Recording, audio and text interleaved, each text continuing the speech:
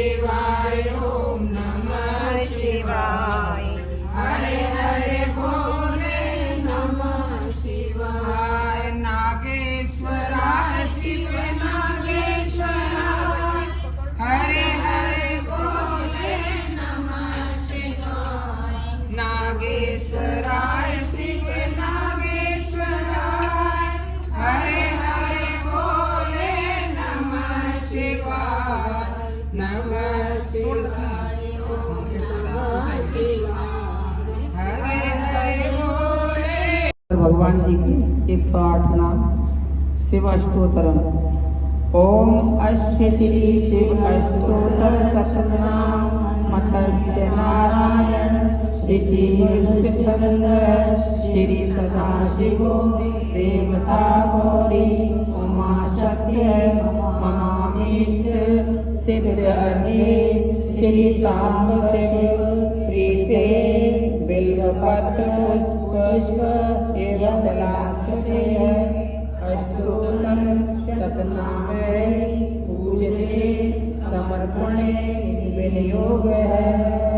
ओ शंकर भगवान की जय। ओम शिवाय नमः। ओम महेश्वराय नमः। ओम शंभवे नमः। ओम पिनाकिने नमः। ओम शशिशेखराय नमः। ओम वामदेवाय नमः। ओम विरूपाक्षाय नमः। ओम प्रवर्तने नमः। ओम नीलोचनाय नमः। ओम शंकराय नमः। ओम शूलपाणाय नमः। ओम षण्माग्ने नमः। ओम विष्णुवल्लभाय नमः। ओम शिव विष्णाय नमः। ओम अंबिकानाथाय नमः। ओम श्रीकंठाय नमः। ओम भक्तवत्सलाय नमः। ओम भवाय नमः। ओम शर्वाय नमः। ओम त्रिलोकेशाय नमः। ओम श्रीकंठाय नमः। ओम शिवार्याय नमः। ओम उग्राय नमः। ओम कपालिने नमः। ओम कामाय नमः। ओम अंधकारसुरसुदाय नमः। ओम गंगाधराय नमः। ओम ललाटाक्षाय नमः। ओम कालकालाय नमः। ओम कृपानिधे नमः। ओम भीमाय नमः। ओम परशुहस्ताय नमः। ओम ब्रह्मपाणे नमः। ओम जटाधराय नमः। ओम कैलासवासिने नमः। ओम कवचिने नमः। ओम कठोराय नमः। ओम त्रिपुरांतकाय नमः। श्री शिव पंचाक्षर स्तोत्रम। नागेन्द्रहाराय त्रिलोचनाय भस्मांगराय महेश्वराय नित्याय शुद्धाय दिगंबराय तस्मै नकाराय नमः शिवाय। मंदाकिनी सलिलचंदन सच्चिताय नंदीश्वर ब्रह्मनाथ महेश्वराय मंदार पुष्प पुष्प पूजिताय तस्मै नारायणाय नमः शिवाय। शिवाय गौरी वंदनापति सूर्याय दक्षानाय श्रीनीलकंठाय जगन्नाथाय तस्मै शिवाय नमः शिवाय। वशिष्ठ कुंभोत्तमाय मणिग्रदेवार्चितशेखराय चन्द्राशयश्वानरलोचनाय तस्मै वकाराय नमः शिवाय। यक्षस्वरूपाय जटाधराय पिनाकहस्ताय सनातनाय दिव्याय देवाय दिगंबराय तस्मै यकाराय नमः शिवाय। पंचाक्षरपिण्डं पुण्यं यत्पते दिवंसं दिदौ श्रुतिलोकमातु शिवेन सह मोदते। पंचाक्षर मिदम पुण्यम यह प्रसन्न पठेन्द्र शिव संधो शिवलोकम पाप्यो नाथ शिवेन सह मोदते।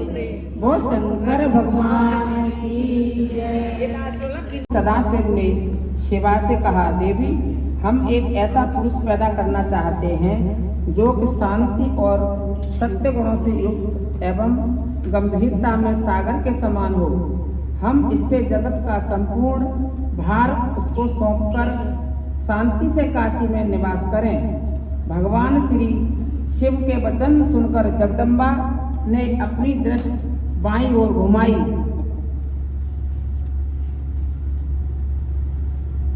जिससे एक अति सुंदर पुरुष का आविर्भाव हुआ, जो कि कलाओं से भरपूर, सालवान, गुणवान, बुद्धिमान था।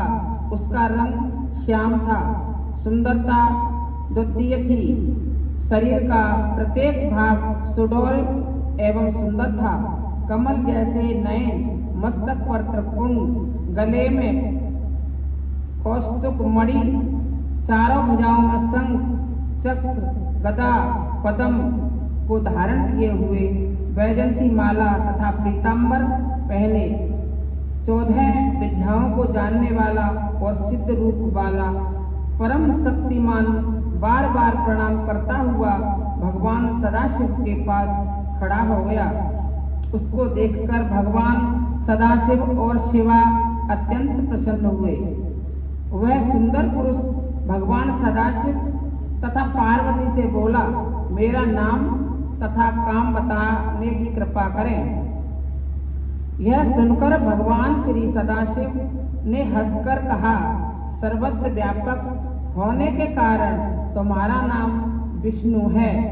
अब तुम्हारे समान कोई दूसरा मनुष्य उत्पन्न न होगा। तुम्हें लोग हरि तथा भगवान आदि नामों से पुकारेंगे। भक्तों को सुख देने के लिए ही मैंने तुम्हें उत्पन्न किया है। तुम सबसे पहले परम कार्य साधन के लिए दृढ़ता से तप करो। ऐसा कहकर भगवान श्री सदाशिव ने भगवान विष्णु को योग विद्या का ज्ञान दिया। तब भगवान श्री सदाशिव को प्रणाम किया और भगवान श्री सदाशिव अंतर्ध्यान हो गए। भगवान जी विष्णु 12,000 दिव्य वर्षों तक तपस्या करते रहे। 12,000 दिव्य वर्षों तक भगवान श्री सदाशिव का ध्यान करते रहने पर भी उन्होंने अपने मनोरथ कल्याणकारी भगवान शंकर का दर्शन न पाया। इसमें भगवान श्री सदाशिव के दर्शन न होने के कारण श्री विष्णु को उदास देखकर आकाशवाणी हुई, हे विष्णु, तुम अभी तप करो, तुम्हें इतनी जल्दी हमारा दर्शन नहीं हो सकता। इस पर भगवान श्री विष्णु दोबारा तप करने के लिए बैठ गए। भगवान श्री विष्णु के तप के बीच में भगवान श्री सदाशिव की माया से भगवान श्री विष्णु के शरीर में से अनेक प्रकार की जल धाराएं बहने लगी। भगवान श्री विष्णु उस जल धाराओं को देखकर अत्यंत प्रसन्न हुए। चारों तरफ जल ही जल हो गया और भगवान श्री विष्णु उस जल पर सो गए। उसी समय भगवान श्री विष्णु का युक्त समस्त नारायण नाम हुआ और उस समय इस संसार में भगवान विष्णु के अतिरिक्त और कोई न था। और फिर भगवान श्री विष्णु से सब तपों की उत्पत्ति हुई और उनका विस्तार हुआ। प्रकृति से पहले महान उत्पन्न किया, महान से फिर 3 गुणों की उत्पत्ति हुई, फिर अहंकार उत्पन्न हुआ, इससे फिर तन मात्रा, सब, स्पर्श, रूप, रस और गंध उत्पन्न हुए। इसके पश्चात उससे पंचभूत पृथ्वी, वायु, जल और आकाश प्रकट हुए और नेत्र, नाक, कान, जिह्वा और त्वचा, ज्ञानेंद्रियां उत्पन्न हुई और इस प्रकार उत्पन्न यह कर्म इंद्रियां उत्पन्न हुई और इस प्रकार पुरुष के बिना प्रगति का यह सब जड़ रूप कार्य हुआ। यह सब तत्व 24 प्रकार के थे और यह सब ब्रह्म रूप जल पर सो रहे भगवान विष्णु की निद्रावस्था में उसकी नाभि में से एक विशाल कमल उत्पन्न हुआ। इस कमल का विस्तार अत्यंत योजन का था और ऊंचाई भी अत्यंत योजन की थी। ब्रह्मा जी बोले, हे नारद, इनके पश्चात भगवान श्री सदाशिव ने अपनी दाईं भुजा से में से एक मुझे उत्पन्न किया और उस कमल पर रख दिया। मेरे 4 मुख थे और अपने लाल मस्तक पर मैं त्रिपुंड धारण किए हुए था। मैंने कमल के अतिरिक्त और कुछ न देखा और यह न जान सका कि मेरा उत्पन्न करने वाला कौन है। भगवान श्री सदाशिव की माया त्रिलोकों में फैली हुई है। वह जो कुछ चाहते हैं वही करते हैं। भगवान श्री विष्णु, दैत्य, दानव सब उसी के अधीन हैं। जब मैं यह जान सका कि मैं कैसे उत्पन्न हुआ हूँ तो मैं उस कमल की नाल में पकड़कर नीचे उतरने लगा। मैं निरंतर 100 वर्षों तक उस कमल नाल में पकड़ नीचे की ओर उतरता रहा। इस पर भी उसकी जड़ तक न पहुंच सका। तब मैं दोबारा कमल के ऊपर चढ़ने का विचार करने लगा। ऊपर आने में मुझे 100 वर्ष लगे, लेकिन जब मैं ऊपर पहुंचा तो वहां कमल न था। यह देखकर मैं बड़ा घबराया। उसी समय मुझे आकाशवाणी सुनाई दी, जिसके द्वारा मुझे तप करने का आदेश दिया। मैं अब तप करने लगा। अब मैंने मंगलमयी आकाशवाणी के अनुसार 12 वर्ष उग्र तप किया। इसके पश्चात मुझे 4 भुजाधारी सुंदर नेत्र वाले भगवान श्री विष्णु के दर्शन हुए। भगवान श्री विष्णु को देखकर मैं बड़ा प्रसन्न हुआ, लेकिन भगवान श्री सदाशिव की माया से मोहित होकर अपने पिता को न जानकर उनसे पूछा, तुम कौन हो? मेरा यह प्रश्न सुनकर भगवान विष्णु बोले, तुम निर्भय हो जाओ, मैं तुम्हारी संपूर्ण कामनाएं पूर्ण करूंगा। नारद जी उनकी बात सुनकर रजोगुण से विरोध मानकर मैंने उनसे कहा, क्या तुम यह नहीं जानते कि मैं सबके संहार का कारण हूँ? तुम मुझ पर ऐसे शासन कर रहे हो जैसे कोई अपने शिष्य पर करता है। मैं साक्षात जगत का कर्ता, प्रकृति का प्रवर्तक, सनातन, आज विष्णु से उत्पन्न होने वाला और विश्व की आत्मा ब्रह्मा हूँ। वेदों में मुझे स्वयं स्वराट, परमेष्टि और श्रेष्ठ कहते हैं। ब्रह्मा जी बोले, नारद, जब ऐसे कहा तो भगवान विष्णु क्रोध में भरकर मुझसे कहने लगे, इस प्रकार की मूर्खता की बातें तुम्हारे करने योग्य नहीं हैं। सृष्टि को उत्पन्न करके पालन करने वाला मैं ही हूँ, फिर सबको नष्ट करने वाला भी मैं ही हूँ। निर्दोष नारायण जगन्नाथ मेरे ही हैं। तुम मेरी माया के अधीन होकर ही ऐसा कर रहे हो, क्योंकि यह सारा संसार जगत के अधीन है। मैंने ही वेदों को बनाया है और मैंने ही कमल नाल से तुमको उत्पन्न किया है। मुझसे उत्तम और श्रेष्ठ दूसरा कोई और नहीं है। तुम अपने काम पर इतना अहंकार न करो कि तेव सच और बोलने के योग्य बातें बोलो। जिस प्रकार कंघा अपनी आंख का और निर्धन अपने धन का वर्णन करता है, उसी प्रकार तुम भी अपने नामों की बड़ाई कर रहे हो। यदि तुम मेरा पूजन न करोगे तो तुम्हारा कल्याण नहीं होगा। भगवान विष्णु की इस प्रकार की अहंकार पूर्ण बातें सुनकर मुझे हंसी आने लगी और इतना क्रोध आया कि मैं भगवान श्री विष्णु के अपना शत्रु समझने लगा और मैंने उनसे कहा, आप मुझे बार बार गुरु की भांति उपदेश क्यों दे रहे हो?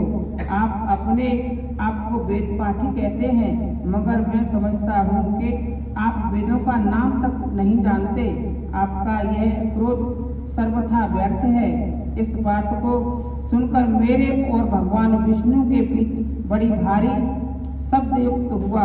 भगवान सदाशिव की माया से मोहित होकर हम दोनों ही अपने आप को सर्वश्रेष्ठ मानते रहे और इसमें शंका और संदेश करने की कोई बात नहीं, क्योंकि भगवान ही श्री सदाशिव की माया ही ऐसी है। वो शंकर भगवान की जय। नमः शिवाय ओम नमः शिवाय। हरे हरे बोले नमः शिवाय। नमः शिवाय ओम नमः शिवाय। हरे हरे बोले नमः शिवाय। नमः शिवाय ओम नमः शिवाय। हरे हरे बोले नमः शिवाय। जटाधराय शिव जटाधराय। हरे हरे बोले नमः शिवाय। जटाधराय शिव जटाधराय। हरे हरे बोले नमः शिवाय। नमः शिवाय ओम नमः शिवाय। वो शंकर भगवान की जय। छठा अध्याय। ब्रह्मा जी ने कहा, नारद मेरे और भगवान श्री विष्णु के इन शब्द युक्त को देखकर भगवान श्री सदाशिव प्रकट हो गए, लेकिन वह प्रकट हुए तेज पुंज के रूप में। उस तेज पुंज को देखकर हम दोनों का युद्ध रुक गया। भगवान श्री विष्णु भयभीत होकर कहने लगे, ब्राह्मण, यह तेज यहाँ से प्रकट हुआ है। जो इस बात का पता लगा सके वही सबका स्वामी है। मुझे तो यह आदि अंत से रहित मालूम होता है, अतः हम दोनों इसका पता लगाते हैं। तुम ऊपर के लोकों की खोज करो और मैं नीचे के लोक में जाता हूँ। भगवान श्री विष्णु की ऐसी बातें सुनकर मैं अहंकार से भर कर उनके कहने के अनुसार पता लगाने के लिए चल पड़ा। लेकिन यह मानी हुई बात है, जो काम अहंकार के साथ किया जाता है वह कभी नहीं होता, अपितु सुख तथा शांति को भी नष्ट कर देता है। रावण और बानासुर इत्यादि अहंकार के कारण ही तो नष्ट हुए हैं। बस अहंकार त्यागे बिना कोई भी काम पूरा नहीं हो सकता। भगवान श्री विष्णु की श्वेत शूकर का रूप धारण करके पाताल लोक की ओर ले गए। उसी दिन के से संसार में श्वेत शूकर प्रसिद्ध हुए। मेरे और भगवान श्री विष्णु के इस चरित्र का जो मनुष्य प्रातः काल ध्यान करता है वह इस लोक में बड़े सुख और ऐश्वर्य को प्राप्त करता है। मैं और भगवान विष्णु दिव्य सहस्त्र वर्ष तक उस श्वेत पुंज का आदि भाग अंत खोजते रहे, परंतु पार नहीं पा सके और हम दोनों वापस लौट आए, किंतु जिस स्थान से चले थे उसको भी न पा सके। उस स्थान को खोजने में हमको दिव्य सहस्त्र वर्ष ही लग गए। तब मैंने सोचा कि मुझसे उत्पन्न करने वाला कोई और ही शक्तिमान पुरुष है। यह विचार उठते ही उस ज्योतिपुंज के पास आ गए और मूर्खता के कारण उत्पन्न हुए शत्रुता का त्याग कर दिया। उसी समय आकाशवाणी हुई, तुम दोनों ही योग करो।